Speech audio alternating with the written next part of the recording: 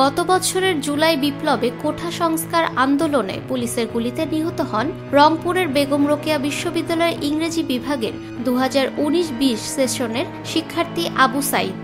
এই হত্যাকাণ্ড ও শিক্ষার্থীদের উপর হামলায় জড়িতদের বিরুদ্ধে দীর্ঘ 8 মাস পর মামলা করার পদক্ষেপ নিচ্ছে বিশ্ববিদ্যালয়ের প্রশাসন। মামলার বাদী ও সাক্ষী প্রাথমিকভাবে চূড়ান্ত করা হয়েছে বলে জানা গেছে।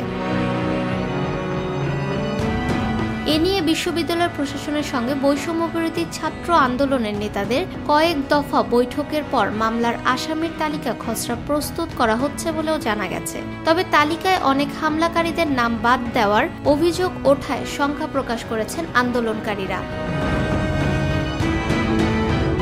এর আগে 20 জানুয়ারি বিশ্ববিদ্যালয়ের 109তম সিন্ডিকেট সভায় আবু সাইদ হত্যাকাণ্ডে জড়িত 71 শিক্ষার্থীকে বিভিন্ন মেয়াদে সেমিস্টার অনুযায়ী সাময়িক বহিষ্কার করা হয়। এর মধ্যে বিশ্ববিদ্যালয় শৃঙ্খলা বোর্ড 23 জনকে 1 সেমিস্টার, 33 জনকে 2 সেমিস্টার ও 15 জন প্রাক্তন শিক্ষার্থীর বিরুদ্ধে আইনগত ব্যবস্থা নেওয়ার সিদ্ধান্ত হয়েছে। তবে কর্মচারী ও কর্মকর্তার বিরুদ্ধে এখনও পর্যন্ত কোনো ব্যবস্থা না হওয়ায় ক্ষোভ প্রকাশ করেছেন শিক্ষার্থীরা। গত 27 ফেব্রুয়ারি বিশ্ববিদ্যালয় উপাচার্য বরাবর বৈষম্যবিরোধী আন্দোলন চলাকালীন হামলার অভিযোগে সমন্বয়করা বিশ্ববিদ্যালয়ে বর্তমান কর্মরত ও বহিরাগতের বিরুদ্ধে নাম উল্লেখ করে 2টি অভিযোগ জমা দেন।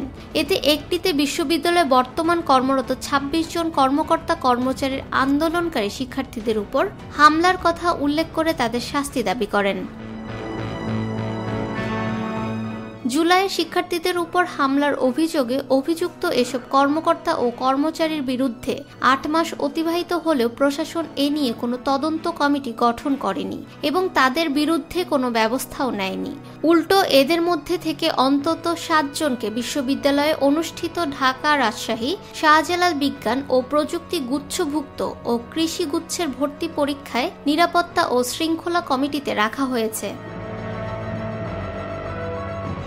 এ ব্যাপারে শহীদ আবু সাইদের সহযোদ্ধা বৈষম্যবিরোধী ছাত্র আন্দোলনের সমন্বয়ক শামসুর রহমান সুমন বলেন, বিশ্ববিদ্যালয় প্রশাসন হামলাকারীদের ওপর মামলা করতে চাইলে আমরা সাক্ষীর একটা তালিকা জমা দিয়েছিলাম, কিন্তু প্রশাসনের অবহেলার জন্যই এখনো কোনো মামলা করা হয়নি। আশ্বাসে সীমাবদ্ধ না থেকে দ্রুত কার্যকর পদক্ষেপ না নিলে আমরা আবারও আন্দোলনে যেতে বাধ্য হব। ফাহমিদা বিনতে আনোয়ার, নিরপেক্ষ নিউজ ডেস্ক।